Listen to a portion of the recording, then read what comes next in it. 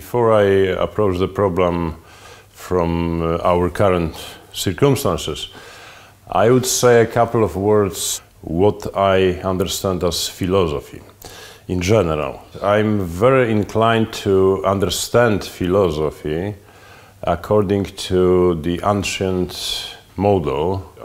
So basically, what I understand by philosophy, or what I understand philosophy should be, unfortunately in academic circumstances, not always is.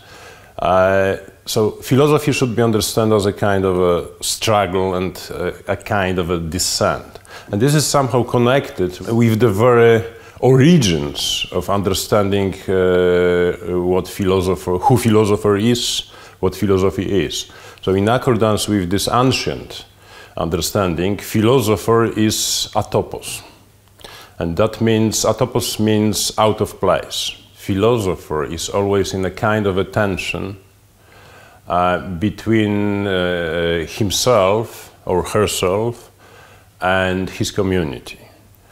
And that means he or she is to undermine the existing, ready-made, so to speak, frameworks within which community operates.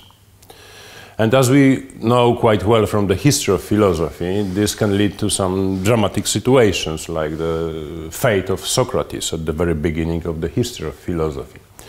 But I believe that this is what philosophy should be always.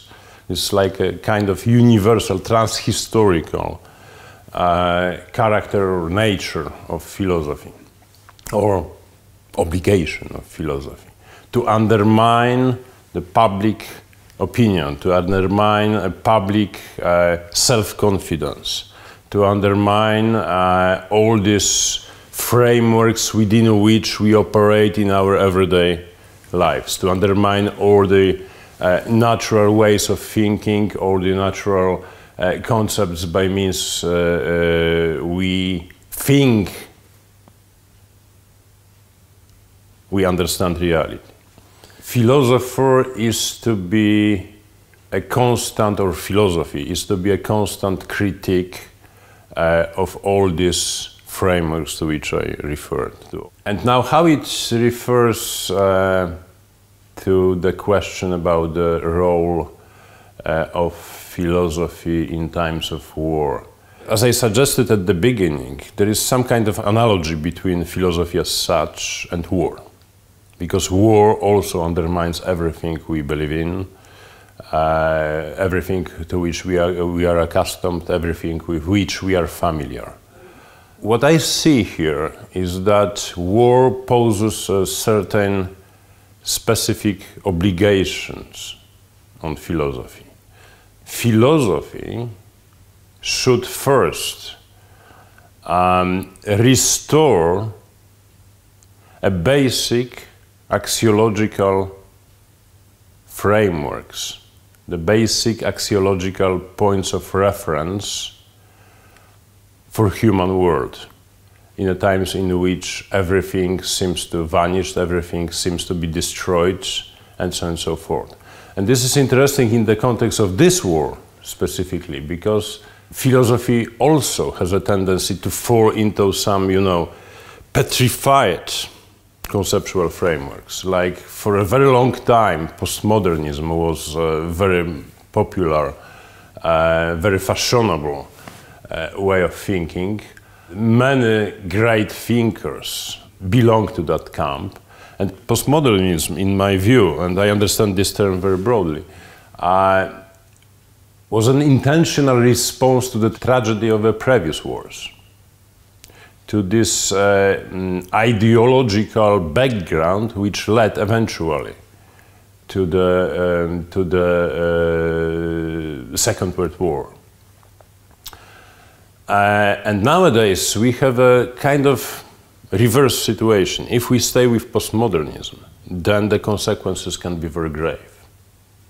So now we have to uncover our belief in the most basic values, the most basic concepts, the most basic points of reference of our human existence.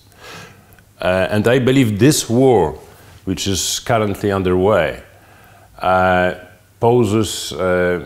showed already a kind of a renaissance of our belief in the fundamental concepts of philosophy and fundamental concepts of human world, like truth, freedom, human dignity. All these big words which were not so very popular before the war. They were basically perceived as being, I don't know, too pompous, too exaggerated, and so on and so forth.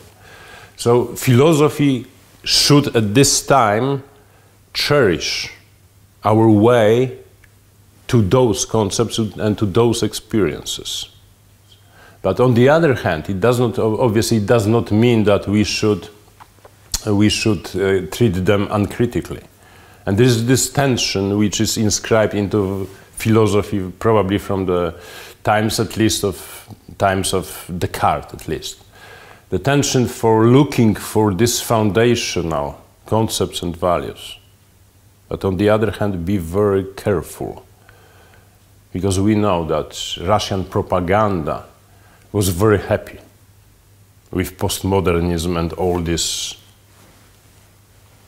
conceptual frameworks created by postmodernism. But now we have to be careful about another option as well. That there will be thinkers and there will be people, there will be propagandists who will try to convince us, look, this is freedom, look, this is truth. So the task of philosophers is to defend our way to those concepts, our way to these values. So there is this kind of foundational tension involved here. There is one more role which is inscribed to philosophy, and I experienced that from the very beginning of that war.